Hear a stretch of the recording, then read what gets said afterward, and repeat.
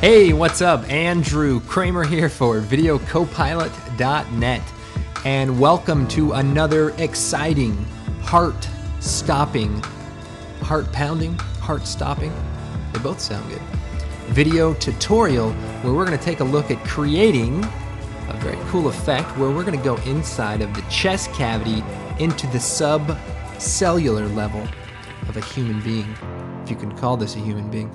Just kidding. Actually, it's my friend Val Couples, who was very nice enough to come out after a long game of golf and shoot this scene for us. And I think it turned out pretty nice. Now, as far as what's going on here at the end, maybe some sort of blood disorder.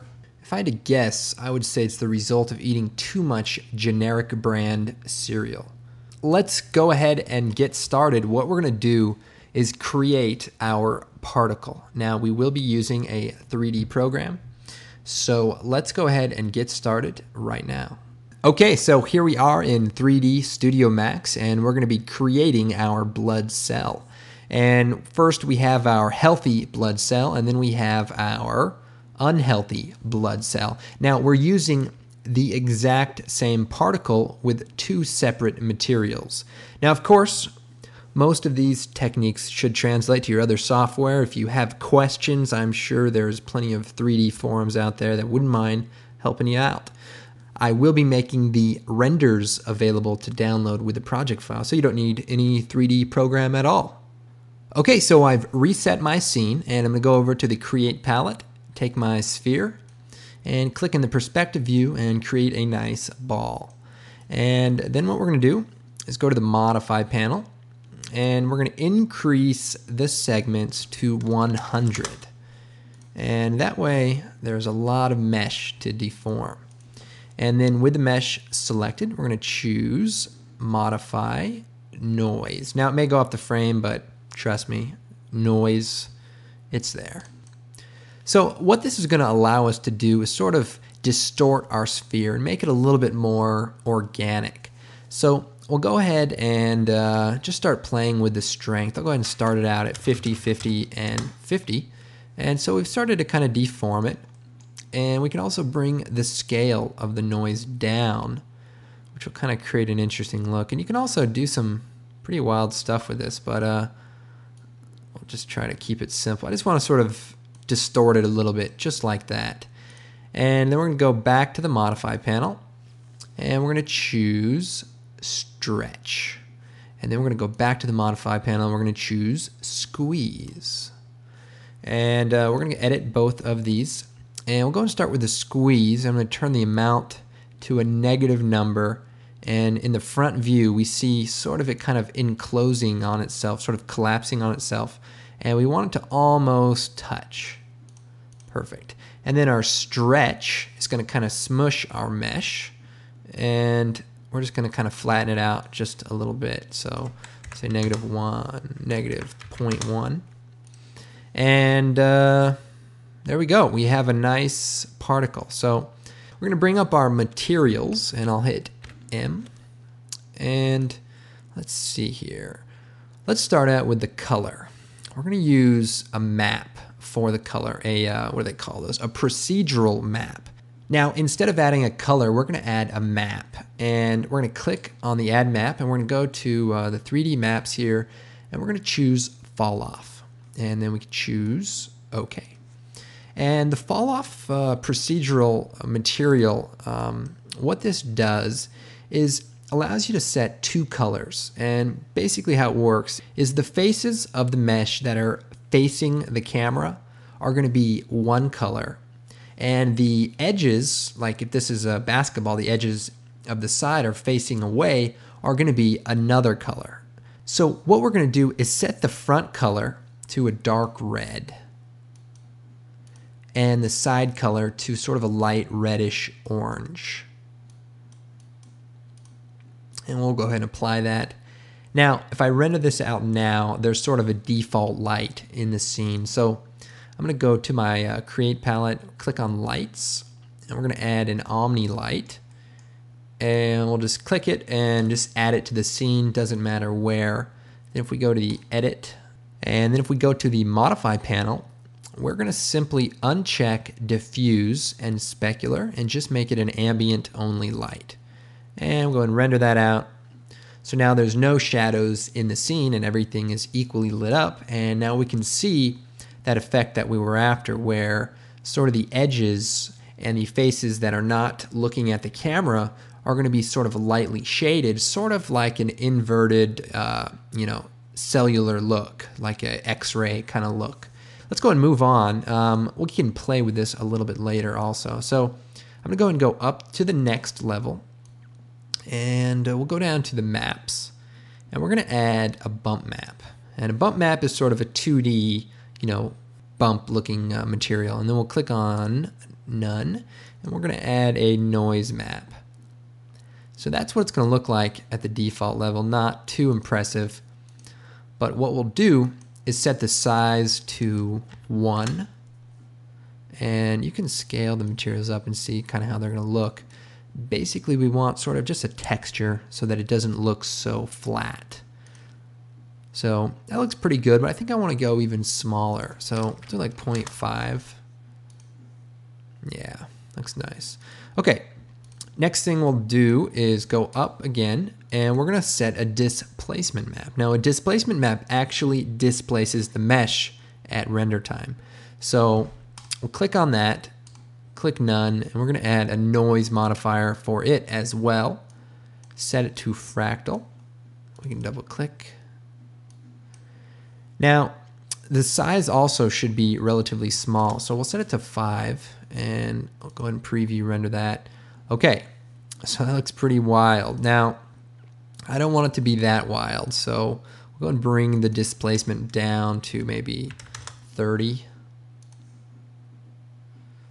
Well, maybe we'll bring it down a lot. I think for the healthy cell, we want it to look pretty good. We don't want it to look too, exaggerated, but definitely nice to have some texture. Now we can also go up and add just a little specular highlight, and that way it just has a little bit of character. Now, right now we only have an ambient light, so we need to create a light that's going to have a specular shine. And so we'll go back to the Create palette, we'll click on Omni, and we'll add it to our scene, and then we'll go to the Modify panel. And we're going to do uncheck diffuse. So now all that's happening is our specular highlight is added. So we added that, but we didn't add any other illumination to the scene. So that creates kind of a nice look without having to, have to relight. And then we'll go ahead and duplicate this light and just clone it, make a copy. You can just do a copy paste, but we're going to add another light to the bottom. And also, here's our top view. I want to add it to the bottom and then to the back. So just sort of a backlight there. Pretty nice. And I'll also bring the brightness down for the backlight to 0.5. Now first, let's go to the time setup, and we're going to set the length to 120 frames. And we'll select our mesh. Looks like we have a keyframe here. I'm going to delete that keyframe. And we'll turn on auto key, which can allow us to animate. And unlike After Effects, with the auto key setup, anything you change automatically adds a keyframe because there's so many parameters that kind of works better that way. But we'll go forward to 120 frames, right click, select rotate. We're going to rotate this just about 360 degrees. So just keep spinning it till it's really close.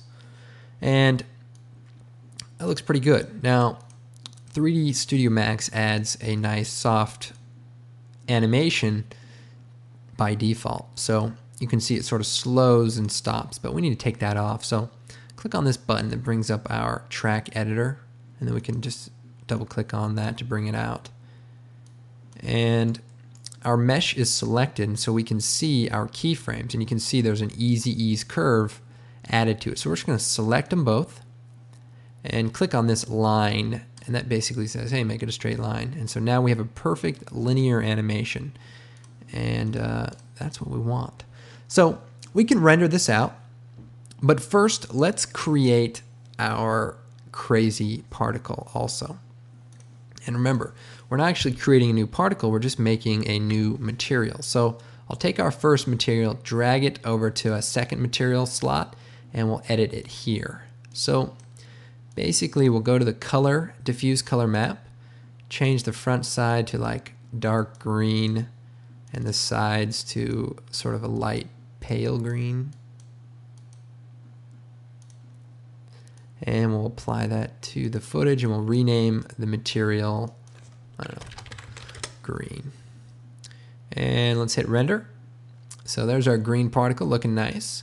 And let's move down and we'll go to the displacement map. And instead of a noise map, we're going to click on it and we're going to click here to change the type.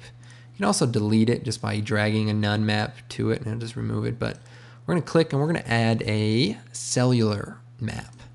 And this is a pretty interesting type of material. Just kind of add some really weird noise. And go ahead and render that out. So as you can see, it's looking pretty crazy, but we can move up the level and bring the displacement down to like 40.